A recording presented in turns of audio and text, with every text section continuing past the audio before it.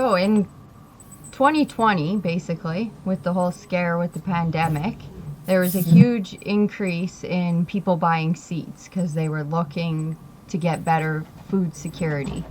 So some of the seed companies sold out quite early, and lots of people have now been starting to look more into seed saving and different means of getting their own seeds. So I've been gardening for 13 years, but this doesn't make me an expert. I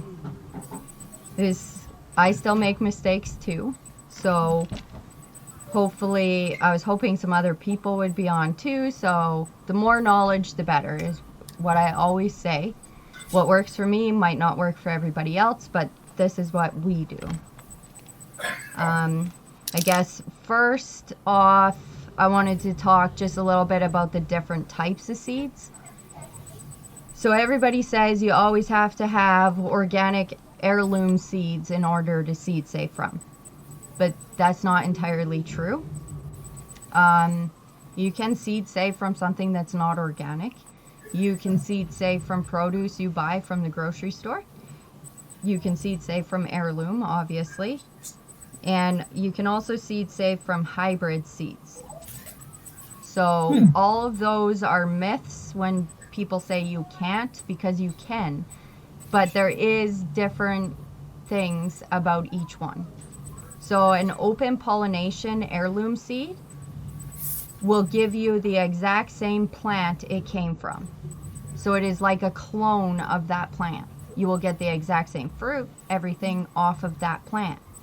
A hybrid open pollination plant is technically almost a heirloom plant.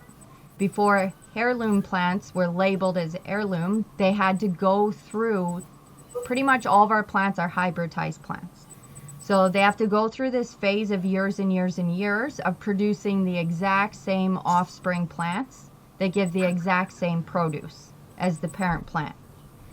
So open pollination is basically what you want to look for, whether it's heirloom, organic, hybrid, anything. It's that open pollination. And it's usually listed as just an O on the package. The O stands for open pollination. And then just as a straight up hybrid or produce from the grocery store, that's going to be hybridized produce as well. And so those you can seed save from, but the genetics are mixed, right? So it's two different types of plants that were combined together to make that produce. So in the offspring plants, you won't always get a plant that's true to the parent plant. So more than likely, you're still going to get produce off of those plants. They just might not be the exact same shape, size, texture of tomato as what the parent plant was, but you should still get tomatoes. So if, like, lots of people are learning about seed saving more from like a survival stockpile type place, they want to stockpile their seeds, and for that I would say just keep anything that you like and just try. And if you do the hybrid plants, just keep seeds from the best producing plants of that hybrid, of the second, like once you grow them, and just keep going that way, and eventually you will end up with a heavy producing plant. It'll just take you longer to get there. Why most people seed save from heirloom plants is to preserve the biodiversity of our food. So in the last 100 years, we've already lost 75% of biodiversity in our plants.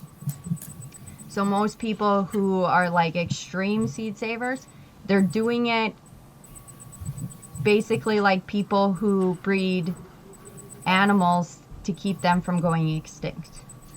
That's what they're doing with the seeds. They're preserving those strains of plants that not a lot of people grow, because everybody's going more to the mass marketed seeds. And so seed savers, that's usually their reason behind it, if they're seed saving from heirloom varieties.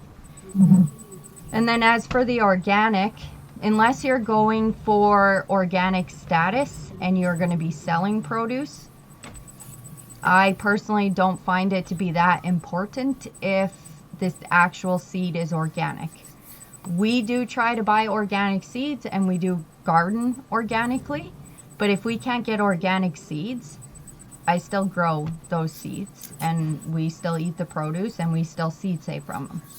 So you'd really just have to go with what you're comfortable with. For us, it's good enough that we are gardening organically, that the actual seed being organic isn't as important to us.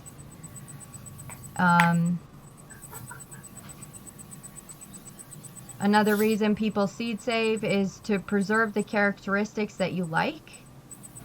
So like I was saying about those mass seed companies, their seeds are being formulated for produce that's going to ripen all at the exact same time and have extended shelf life so that they can ship and sit on a shelf for a long period of time. But often what they aren't concentrating on is the actual nutrients in that produce. So a lot of times the longer store shelf, say tomatoes, actually have less nutrients than a variety that's not bred for that long storage. So lots of people want to seed save for that reason, so that they can have higher nutrition vegetables. And you can also adapt those plants to your climate over time. So if you need to, like you don't get a lot of rain, if you keep seed saving year after year from your plants that are the strongest, the best producers in your climate, you are adapting that future plant to be more drought tolerant. So year after year, if you just keep doing it, eventually you can end up with more drought tolerant plants that can take bigger heat, like a heat wave and then a cooling. Whatever your natural climate is, that plant will become more accustomed to it. So of course there's some things like a pepper's never going to be able to take freezing, right? But over time you can adjust that plant's characteristics, basically. And then lastly, people seed save to save money. So for us personally, we still do buy a lot of seeds as well, because I don't know, I'm addicted to seeds. So we buy seeds, we save seeds, but it can save you quite a bit of money. Like for us, we were spending close to like $500 on seeds, onion sets, everything every year. The more seeds I save from our own garden, the less amount that is in spring that I have to spend on other seeds. It doesn't mean I'm not going to, but that I have to, right? How hard would it be to change main shafts going So what's the difference with organic versus treated seeds? Is it just one will last longer than the other? yeah, well, the treated seeds have like a coating to help with fungus and bacteria and stuff like that. But there isn't really a huge difference in the amount of time that you can keep them for, if that makes sense. Yeah, it is, so it'd be about the same then. Yeah. One's, If you're storing properly, yeah. there shouldn't really be a difference in it. Okay. But like I said, for us, that's just that I don't find that or feel that coating's really going to come off the seed and be taken up by that plant in huge quantities. Yeah. So as long as we're growing the plant organically and we're not spraying anything on the produce and that kind of stuff, we're okay with treated seeds. But if you're not, that's fine too. I mean, whatever. You do need to allow your plant to fully mature though. So you can, and what I mean by fully mature is those seeds, there's immature seeds. That's how they start. And you can grow a plant from an immature seed, but immature seeds don't store well. So if you're looking to store them, like even just through the winter, sometimes an immature seed won't store through the winter. So you really do want to let them completely mature and dry out, or force dry them. You can dry them yourself, but you want to let that plant go as long as it can to make those seeds mature. Then you'll get that longer storage of the seed. What do you recommend for storing seeds in? We use envelopes sometimes, but I mainly use the little mason jars.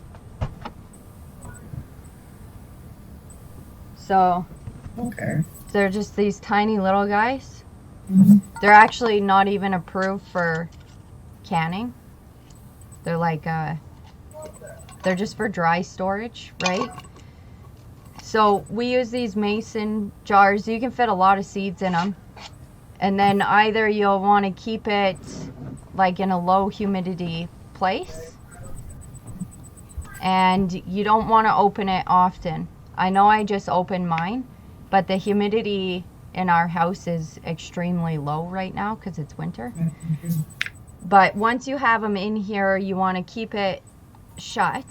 And if you can seed save while your humidity's low when you're filling these, you don't have to worry too much.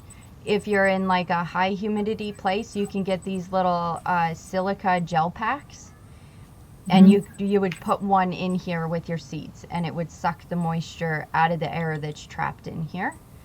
And then for this, you can store your seeds just on the counter if you want.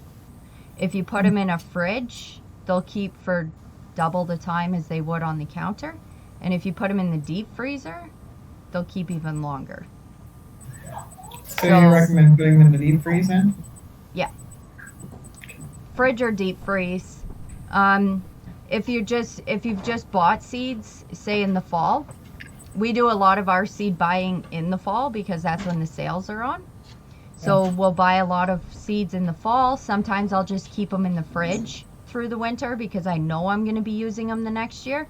But if I'm storing because I've harvested so much that they're going to keep us going for 3 to 5 years or whatever, that jar will go into the deep freezer. So, and then you'll just want to bring them back up to temperature, obviously, before you plant. You'll want to let them take out what you need, let them warm up, kind of thing. But that's what I found. Using the jars works really well. But like I said, if I don't have enough jars, we do use just like little envelopes. And so we'll just fold them up so the seeds can't fall out, mark what they are, and then as well they would go either in the fridge or into the freezer. Okay. So your biggest things for storing is actually going to be humidity more than anything. So the seed needs moisture and warmth to grow, right? So you want to take both of those things away,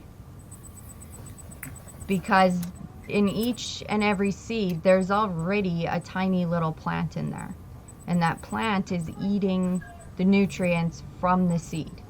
So eventually, once that seed runs out of nutrients, that plant dies. Now the seed's bad, it'll never grow. So just like when a human gets really cold, our systems start slowing down and shutting down so that we're using less energy, less nutrients, everything like that. It's the same thing for a seed.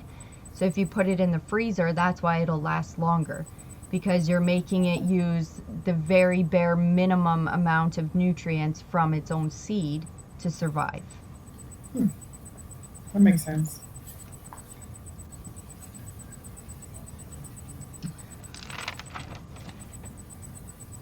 So then I guess I should talk a little bit about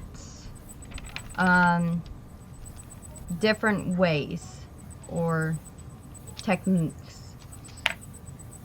So same species, like same family, can cross-pollinate.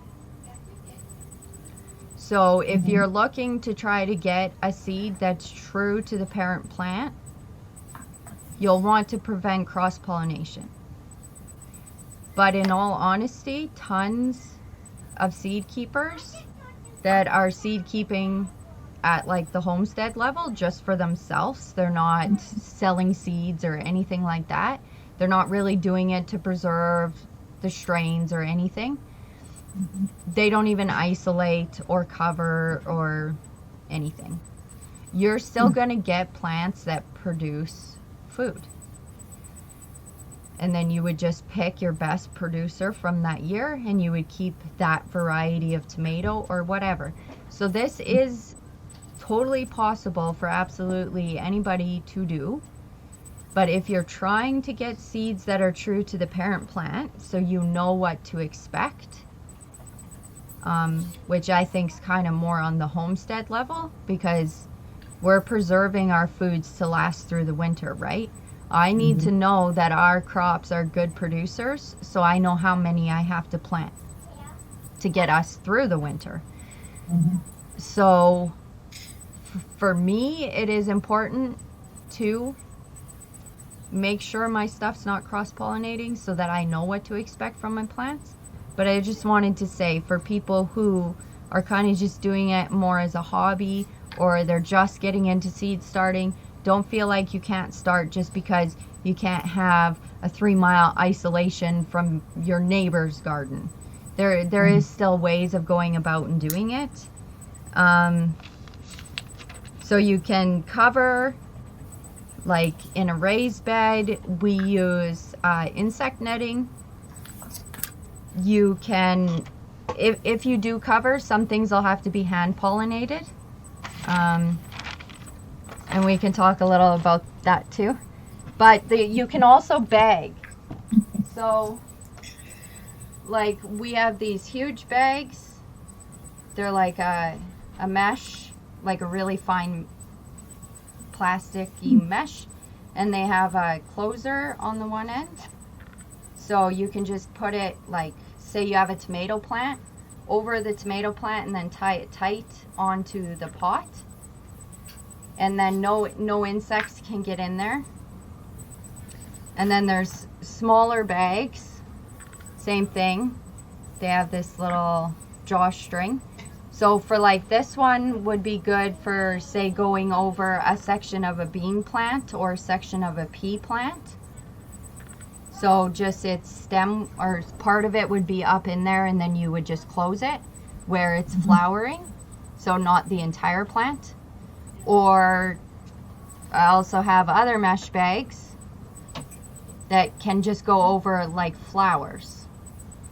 So if you had like a pumpkin that you wanted to seed save off that one flower, not the entire plant, you can just cover that flower, hand pollinate the flower, and then you can cover it.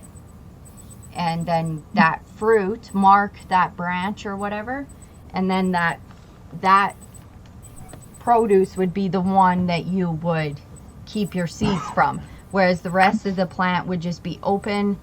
So I mean, there is some really easy ways. I got all of these bags off of Amazon. They aren't super expensive. I think these ones were actually called grocery store produce bags, the ones with the drawstrings.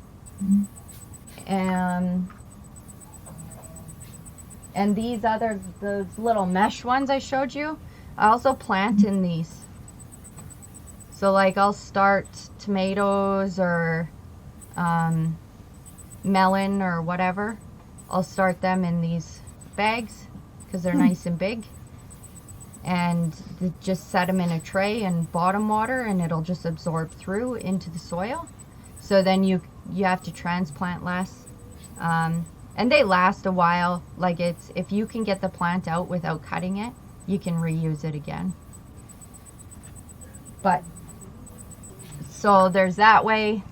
The other way, like I said, using the insect netting to cover like a whole bed can be done. People also use greenhouses, and then the isolation distances. So some things need short isolation distances and other things need like way longer than anybody could have. Like corn is miles and miles away from anybody else growing corn. So something like this bigger bag you could put over corn. And then your things, certain things will pollinate themselves, like they're self-pollinating, like tomatoes, peppers. They're all self-pollinating. So basically their flower has the male and the female part in it. So from insects or winds or just you, the pollen falls off the male part of the flower down into the female part of the flower. So that's, they have both parts. That's why they self-pollinate. So you really only need one plant. Then there's things like brassica family, broccoli, cauliflower. You do need different plants. You need at least two broccoli plants. The more you have, the better chances you have, because pollen from this plant will move to this plant. And some of them say it has to be done by insects. Lots of the time, wind can do it too, or human. So, and your melons are the same thing. If you're covering them completely or bagging off certain flowers, you're gonna have to hand pollinate. So the easiest way usually is the male flower will show up first with melons and squash. And then you can wait, because the male flower will stay open for a few days. Wait until you see a female flower form, bag it, and then check every morning, because the female flowers will open in the morning and they only stay open usually for about a day or two. So then as soon as you see that female flower open up, pluck your male flower and just put your flowers together. Put the male flower, you can pull off part of the actual petals, so it's just the stamen left, which is a long standy-uppy piece. And you can put that down into the female flower and then just kind of wiggle it around. Some people prefer to use Q-tips. So they'll take a Q-tip and they'll rub it on the male flower and then they'll rub it on the female flower.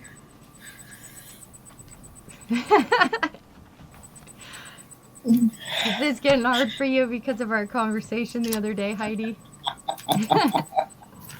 Maybe. You can also just like shake the self-pollinating plants too. If you haven't had a good windy day or you're not expecting wind for a little while, you can just grab their stems and shake them, and that will help the pollen to fall down. You too. Between you and Heidi, I'm not even going to get through this. You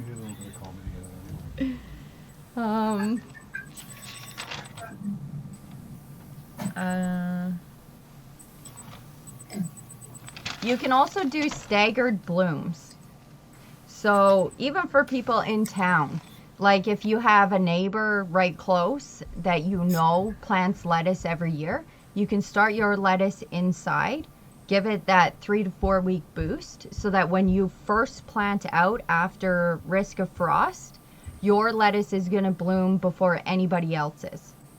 So even if you wanted to grow 2 types of lettuce and see seeds, say from the one variety or both varieties, you can start one inside so that it'll seed sooner, and you can direct sow your other lettuce into the ground right beside that first lettuce.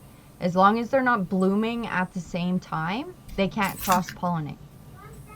So you can have, so you could seed save from both crops.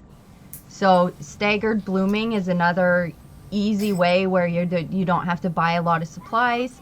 I mean, that's not going to work for all crops, but for your faster growing crops, that can work well.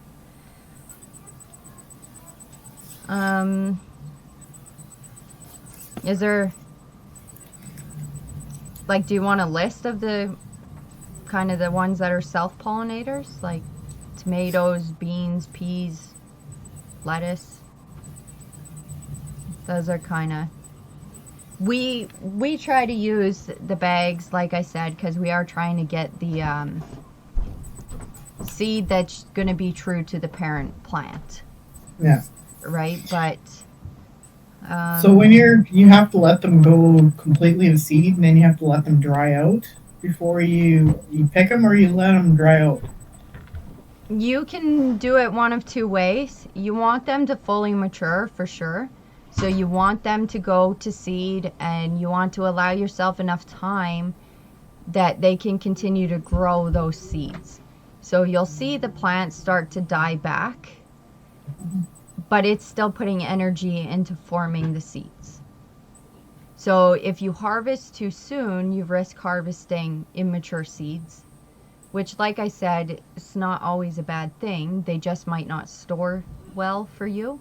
But if they do store and you plant the next year, then it's not as big of a deal. But yeah, we try to wait as long as we can until that. I prefer them to just dry on the plant. Okay. If I can. There's certain things like lettuce gets like kind of like almost a fluffy seed head. So wind can take it away very easily. So there's certain things where you will have to check almost kind of daily when you're out at your garden anyways, just to see if there's, lettuce is the big one that comes to mind for me. And if you think, oh, well, there's only 2 heads that are at seed, I'll just wait till the rest of the row is, you might miss those seeds. They might just blow away on you. But for the majority of crops, we let them dry on the plant. Then, so for lettuce, would it be better to have them in like a greenhouse kind of thing where the wind can't necessarily get to them? Yeah, you could. Yeah. Or just collect when they're ready. Like you'll see the seed head, and then they'll get kind of like, almost like fluffies on them. And when they have those, they're ready. So then you can just pop off that whole head. And in that head, there's going to be tons of seeds in that one head, right? Okay. So, and then you can just put it into, if you're going to do that and not put it into jars right away, get some of those like old brown paper lunch bags. You don't want it really to be plastic, because plastic will, the paper at least will absorb some of the humidity and keep it off the seed, right? But for like beans and peas and broccoli, we just allow that all to dry on the plant. And like I said, you can grow them right in your garden you're going to be eating from. You don't have to have a separate area, as long as you're preventing that cross-pollination with bags or insect netting or whatever. But sometimes it is good to mark your plants, or at least let your kids know, hey, last 2 plants of every row are for seed saving. Because you don't want to harvest off that plant. Like, you don't want to take a harvest and say, oh, I'll get the seeds next time. Because next time might not be long enough for them to fully dry, right? So you're kind of sacrificing the harvest of those few plants. So if a kid thinks they're helping you out and they pick everything, then you might not get your seeds from those plants that year. But other than that, we just treat them all the same. They get the And you same can do water. the same with peas too, eh? Yep. Peas, definitely. So I guess we already kind of started talking about the harvesting. So I had look for dry seed hulls or heads. Those are going to be your bigger ones, like the broccoli, beans, peas, that kind of stuff. Lettuce and flowers, if you're going to seed save from flowers, they'll get that fluffy seed head. Mm-hmm. And then your other ones are your fleshy fruits. So there's certain ones like tomatoes, peppers, squash, and melons. The seeds are mature when the fruit is ripe for you to eat. So as long as you covered, say, that tomato plant so that you could seed save, you can still eat that produce off of it. Just take your seeds out and then eat whatever. So you just dry them out? Yeah, I have about cleaning seeds next. Your ones that aren't going to be ready for seeds when you're ready to eat it are going to be cucumber and summer squashes, like an eggplant. You need to allow those to over ripen. So just let the cucumbers go bad, essentially, on the plant. If you're running out of time in the season, you can pick, say, the cucumbers and allow them to over ripen on your counter. When they start changing color and they start looking like it's something you wouldn't want to eat, that's when the seeds are ready. But for the majority of the produce, they're either going to be dark seed heads or ripe at the same time that you would want to eat that produce. Okay. And then for the seed cleaning, which you were asking about, so you were asking about wet seeds, so I'll just skip there first. So for the wet seeds, you'll like scoop them out with a spoon or whatever, and you can spread them out on, say, paper towel or a cookie sheet or whatever to allow them to dry. If they're sticky, like from a sticky, sometimes tomatoes can be quite sticky, or peppers are usually fairly dry, so they're easy. But if they're really sticky, you can rinse them with water. If tomatoes wasn't a good example, because tomatoes actually have a pulp, so there is a different cleaning process for them. But for, like, say, watermelon is a sticky melon, so you would want to rinse those seeds. They don't have a pulp around them, but you would want to rinse them with water, and then you would put them on the paper to dry. If you allow them to dry while they're sticky, they're just all going to clump together.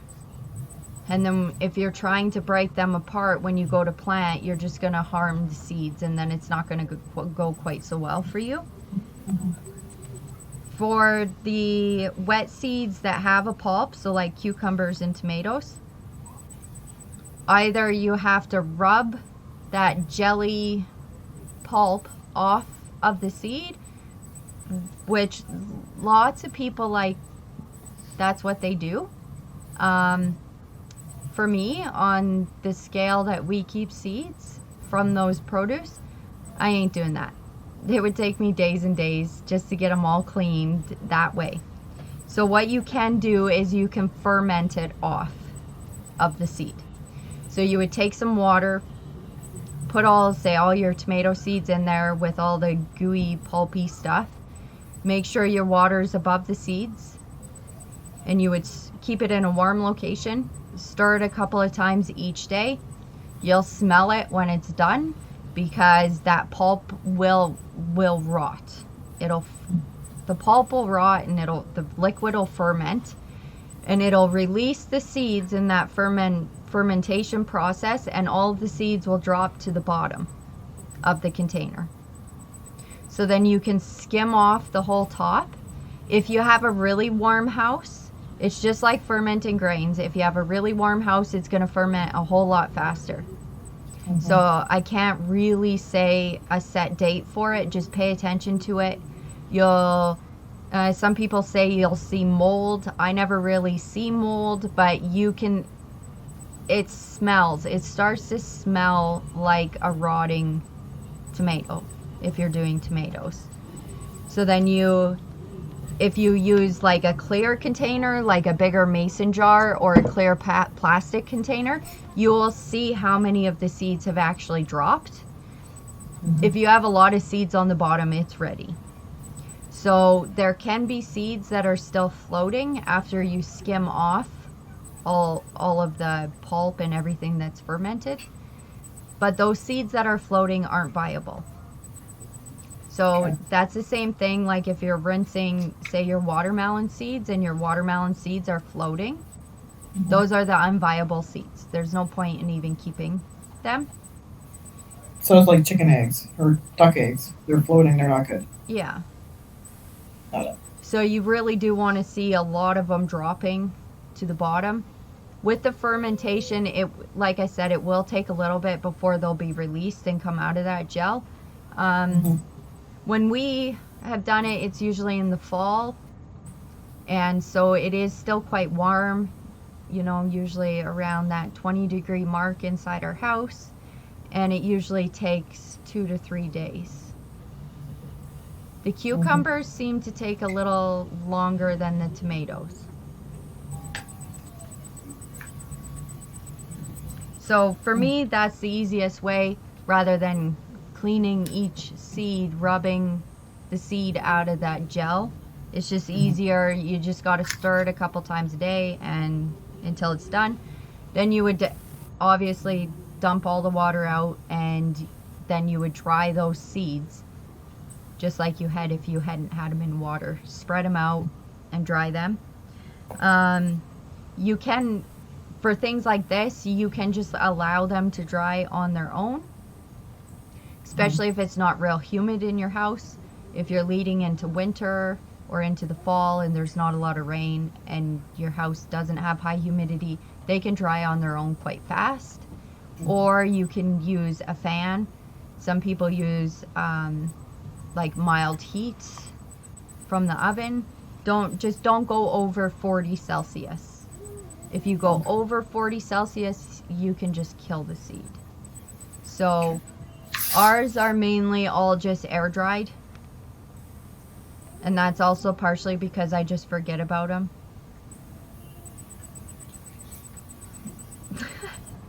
And then I'll find them and I'm like, oh yeah, I forgot I was drying these. And then for the storing, which we already kind of talked about, dry and cool. Like I said, we use the mason jars, but we have used the brown bags and or envelopes as well. We do fridge and freezer mainly, but there is certain things like these radish seeds have sat out all since last fall, just at room temperature. I'm going to be planting them this year. They're going to live through the winter, so I'm not so concerned about it. So you just have to judge. Like, there's no, if you want to keep it for a long duration, I'd advise freezer. If you want to keep for a year or 2 years, fridge. If you're going to be planting it the next season, I don't think it really matters, honestly. You can just leave it at room temperature. It's mainly the humidity you'll want to avoid, but like I said, if you're seed saving in the fall, usually our humidity is low enough that we don't have to use those silica packs to get the moisture out, and then just keep your jars shut. Or if you've done the envelopes, you can put them into like a Tupperware with a snap lid, and then you can put that into your freezer just so you're not losing all those little packs all in your freezer. Basically just keep the humidity out is the biggest thing for it.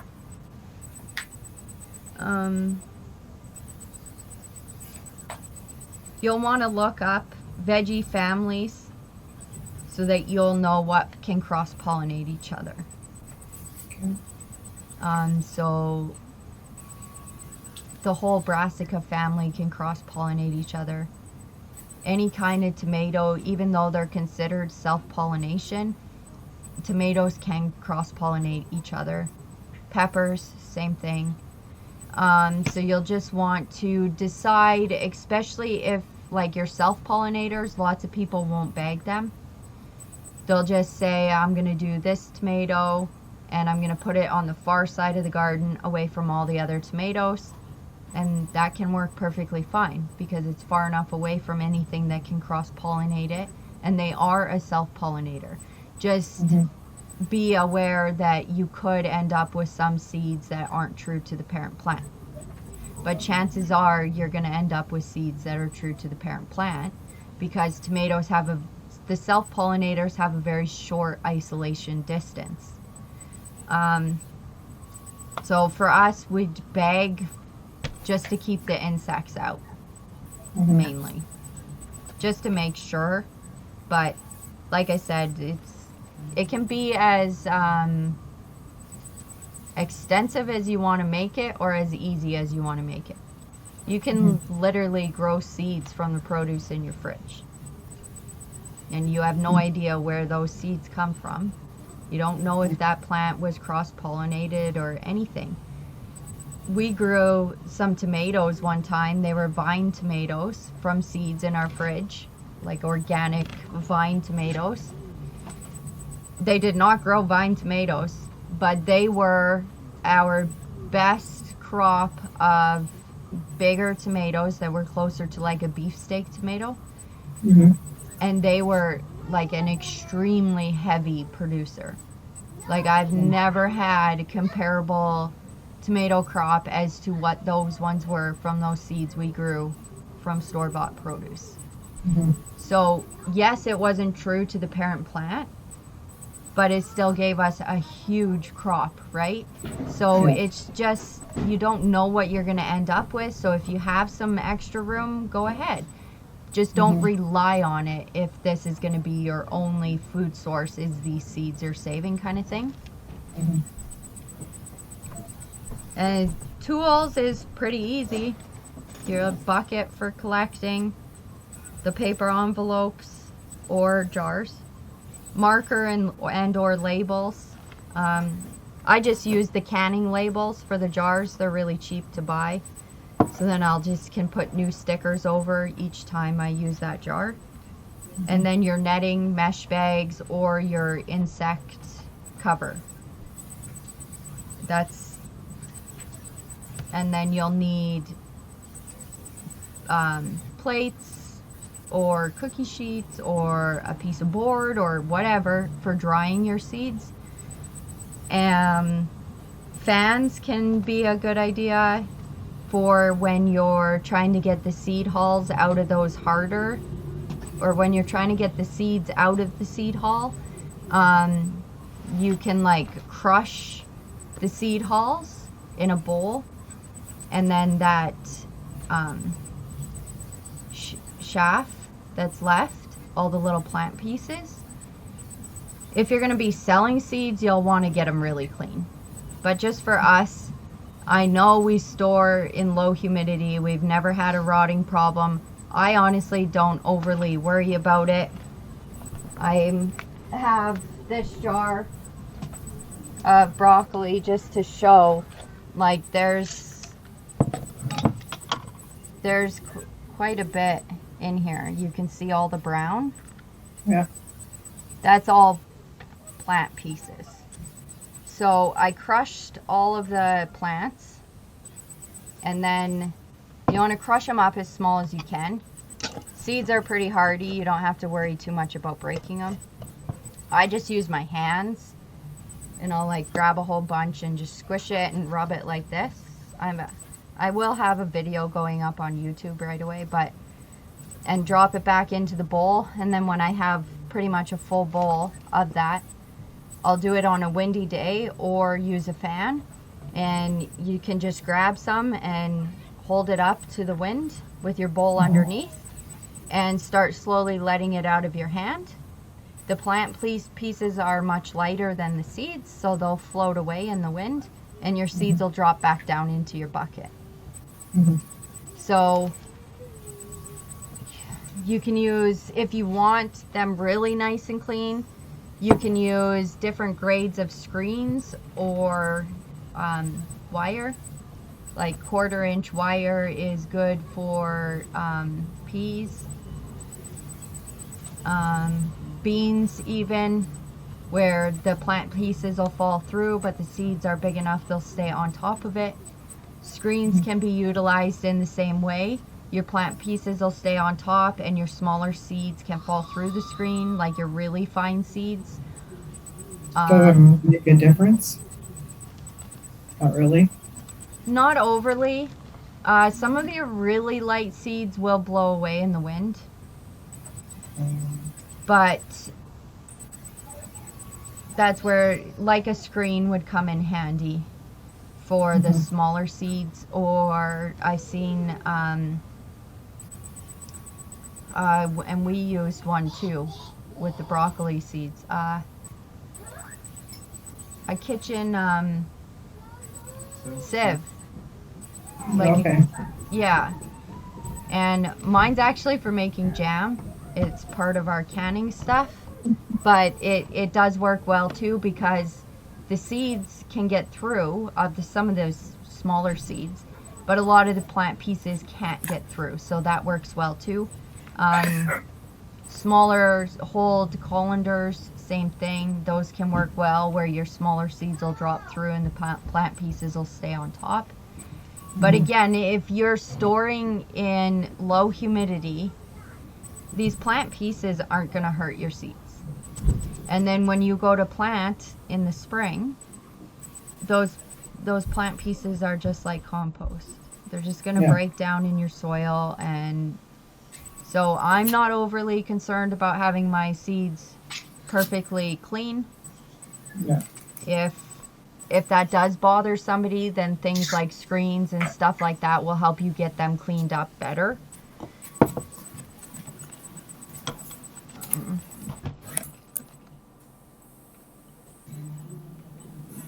I think it's easier to start if you're just getting into seed saving.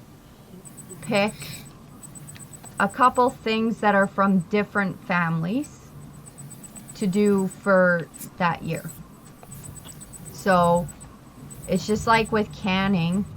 If you can can for 2-3 years of one thing, say pickles, you don't have to make pickles for the next 2 to 3 years. That frees up more time in those other years that you can can other things. So then by the time you have to rotate back to pickles, maybe you're only doing 2 or 3 things you're canning that year, not 8 or 10 different things. So I find for us it helps to do that on like a rotation. So we'll save in larger quantities so that, like, I won't have to save broccoli seeds for 3 to 5 years. And I can say that because I've already done a germination test on them and it was 100%. So they are good seeds, and they're going to store. They'll be going back in the freezer. They're going to store easily for the 3 to 5 years. So then I can rotate back to broccoli when I have bigger stockpile of other things. And if you're doing from opposite families, it's less likely you're going to have the cross-pollination as long as you're isolating out. Like if you're going to do save seeds from tomatoes, just do one type of tomato if you're just starting out. And so like I said, they can cross with peppers too, some varieties, but just look into the families and stuff and just make it easy on yourself for your first few times of doing it. Don't go in saying, I'm going to save seeds from every single crop this year, because it's just going to be too daunting, too much work. And, oh, my net blew away, now that whole bed is gone, I can't seed save from it. And you're just going to feel defeated if you set yourself up for too much. So just pick a few things, go from there, have a good year. Next year, do a few different things. Yeah. Yeah, that's basically my whole spiel on seed saving and cleaning, storing. So if I'm doing these garden shelves in my barn like I want, would I still have to, like, I could plant on different sides of the barn and it should be good, right? I wouldn't get that cross pollination. Well, you wouldn't get it from the wind, but you could still get it from the insects. Okay. But if you're working with things that are self pollinators, like the peppers and tomatoes, if you have them far enough away from each other, I can actually tell you what the isolation distance is. It's not that long. Like, I mean, if they're 20 feet apart, they should be good, right? Tell you in 2 seconds. Where's tomato?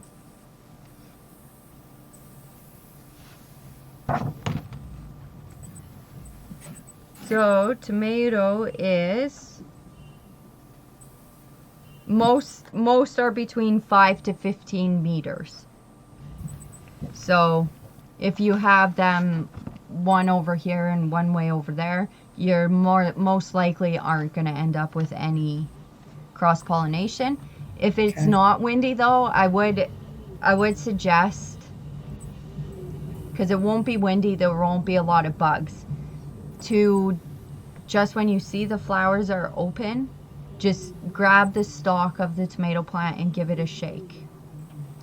Okay. It doesn't have to be real vigorous or anything, just enough to kind of mimic the wind, right? Because the male flowers the top part and the females the bottom. So the pollen from up here has to fall down into the female. So with an insects on the stems, shaking them will cause that to happen, or going down into the female, they'll drag the male pollen down with them, or the wind, same thing, will help loosen it so it falls down. But we usually, our tomatoes are blooming before they get put outside. So we have fans that we run, but I'll also shake them. So they usually all have tomatoes and even peppers before we even transplant them outside. So shaking really does work. I don't think you have to get as intricate as some people do, but I mean, whatever works for each person. Lots of people buy little tools and whatever to help vibrate the plant and whatever. So I think just give it a good shake and call her good. And even if you did that every morning when you pass by, just give it a shake. If there's flowers open, just give it a shake once a day, and Yeah. It should be good. How do you collect seeds from carrots? so the biannuals, I haven't saved any seeds from biannuals. Well, that's a lie. Technically, onions are biannuals, and I have saved seeds from them. But if you're growing with onion sets, they're already in their second year. So that's why we always see the onions go to seed, right? But they are a biannual. If you're growing from seed, they're not going to go to seed in their first year. You would have to replant. So for root veggies like carrots and beets, those kind of vegetables, you would have to store through the winter with their greens still on, and then you would replant. But that's why I haven't done it, because they say our winters are too cold. But I've actually, to leave them out, I've actually been seeing a lot of people in our zone that are saying as long as you mulch really, really heavy, you can leave them in the garden over winter. And then once they go to seed, that carrot's no good anyway, right? So the cold will cause that carrot to kind of rot and go mushy and whatever. But that's not the intention of a carrot in the second year anyway. So you're you're not going to get that carrot regardless if you bring it inside and replant it outside. So this year I do want to try leaving some over winter in the garden, and I'm just going to mulch really good with straw, and then I'm going to cover the straw just to help keep some of the moisture and stuff out of the straw, so I can take it off in spring, so then they can get an early start. And if you're going to do crops like that, I'm pretty confident in saying you will probably be the only person in your area doing it. Anybody else who is growing a carrot is going to be growing a carrot in the first year for the carrot.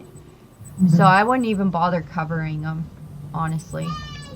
No. If you're doing a second year carrot to get carrot seeds, it's very unlikely somebody else within the same isolation distance is doing the same thing, right? Yeah. Because most people are growing them just for that root vegetable. But yeah, so that is the process. And I have seen people pull them out and they'll lay them in like peat moss in a cold room through the winter. And they'll keep the peat moss just kind of moist, but not soaking wet. And then they'll replant the carrots back out into the garden in early spring as soon as they can work the soil. And for them, those people that I've seen, it's worked well. That carrot restarts growing and will produce seed that second year. I just personally haven't done the biannual crops. That's kind of interesting. That's kind of our next set where we're going is to them. That's more so this year. Well, my biggest thing was figuring out how to grow onion seeds, because I just could not get those guys to go. But then everybody on the farm page there was saying maybe try a different pack of seeds, right? Yeah. Yeah, they're growing now. So, you know how I said I'm not an expert and I still make mistakes too? Yeah, you'd think I would have been smart enough not to try the same pack of seeds multiple times. But no, that needed to be pointed out to me. Yeah, but you don't know. Like, I mean, how do you know? Like, could have been the soil. You don't know. Could be too acidic. You never know, Yeah. right? Well, and I did try them in those peat pods. And some years those peat pods are great. They do great, and they save so much room because they're so small for starting the seeds.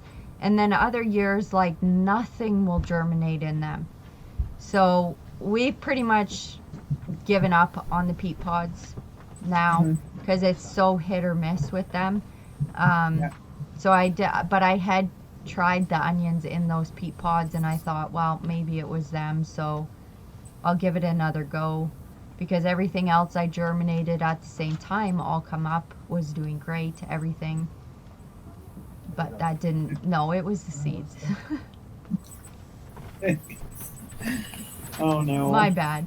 I should have did a germination test on the seeds, but I didn't, so here we are now anyway. But At least they're growing. yeah, so they were kind of my next thing, because I want to kind of grow our own sets and or onions. I mean, if I can start them soon enough and get them to big bulb size in the fall, then we'll just harvest that first year. But if they're still small, then we'll just dry them and we'll keep them as sets for the following year. So onions was kind of my thing to figure out this spring, and then this fall I want to try over wintering some of the root veggies and see how it goes for seed saving. So, let's say I have onions that were starting to grow there last year, and we never bothered pulling them out of the garden. Would they be considered their second year then? They might keep through the winter, or they might have froze and broke the onion bulb too much that it won't continue to grow. Or Okay. it might continue to grow greens, but not the bulb. Okay.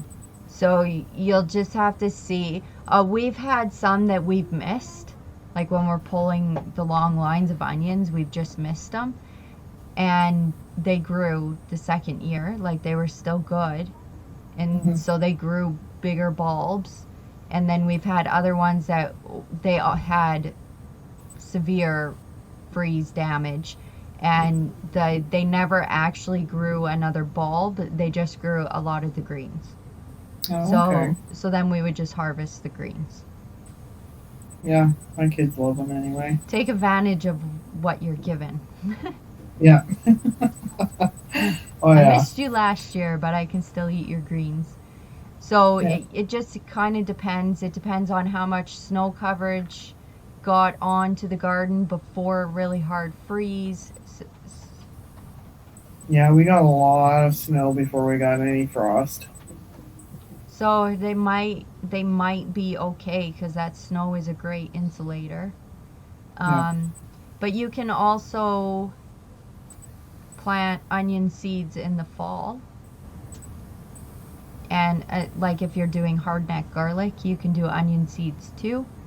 And then they won't grow through the winter, but they'll come up underneath the snow really early in the year because they are a cold hardy crop. Mm-hmm. And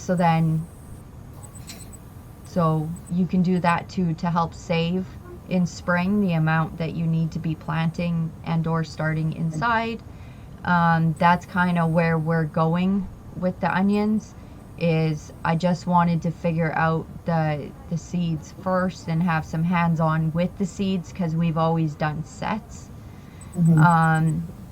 And then I want to, this fall, I'm going to plant out the onions and see how they do through the winter. Some people say our winters are too cold, and other people say they do it with success. So it's one of those things we just have to try. Yeah. And see if it works for us. I would much rather that than starting hundreds inside the house. Yeah. No. So And then you see these people winter seeding. yeah, the winter, like with the jugs. Yeah. Yeah. Yeah, I can't talk about that because we haven't done it. I did look into it. It is intriguing. Mm-hmm. I just think, how much can you actually fit in that jug? Like, right, like if I want 100 tomato plants, how many jugs do I need? Or I guess tomatoes probably wouldn't be one you would winter sow, but something cold hardy. If I want 50 broccoli plants, how many can I only plant one in a jug? Do I have to split them? So that's my holdback to it all, is how many milk jugs am I going to need? The whole yard will just be milk jugs. We'll just put recycling plant on the Yeah. fence. I want to try it with some of the flowers though. Yeah. Like we have quite a few flower seeds. And we usually don't have a lot of room to start flowers inside. So I thought, well, let's try it with some of the flowers. But I'm sort of falling behind because I've been following that group on Facebook and they've already been planting out different things each week. So I'll have to try to look up what I can plant out now. But I thought I would give it a shot with the flowers, see how it goes. Yeah. It's definitely interesting. Yeah, if it works good, then I think it's great, especially if it's just for like an early crop. Yeah. Where you wouldn't need a ton, but just something to kind of get you, eating some produce in April or May probably, even early June. Like when you direct sow, you don't really get to start eating anything until July or later. Never. That's why we start inside the majority of stuff, because our season's just too short. And then by the time we could actually eat produce, we're straight into canning. Yeah. So yeah, I want more fresh produce through the year, not just canning.